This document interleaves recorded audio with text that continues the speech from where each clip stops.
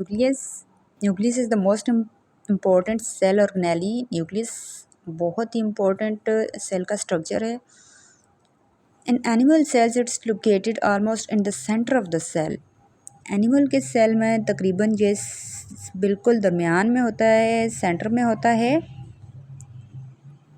Plant cells a large vacuole push it to one side of the cell, जबकि plant के cell में एक बड़े वैक्यूल की वजह से ये साइड पे धकेला जाता है। दरमियान में एक बहुत बड़ा वैक्यूल है जिसकी वजह से न्यूक्लियस बिल्कुल साइड पे हो गया है।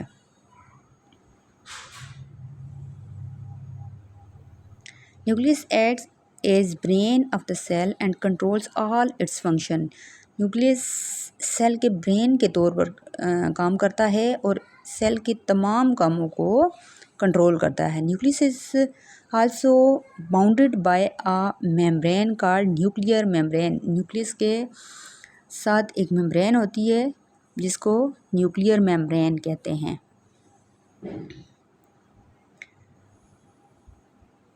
The material inside the nucleus is called nucleoplasm. और न्यूक्लियस के अंदर जो भी मटेरियल होता है उसको न्यूक्लियोप्लाज्म कहते हैं।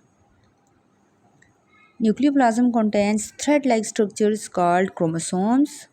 न्यूक्लियस के अंदर धागा नुमा साख्तें होती हैं जो कि क्रोमोसोम्स कहलाती हैं। Chromosomes are made up of DNA and protein. Chromosomes जो हैं वो डीएनए और प्रोटीन से बने हुए होते हैं। You learn about DNA in detail in higher classes. हम 8th क्लास में इंशाल्लाह डीएनए के बारे में पढ़ेंगे।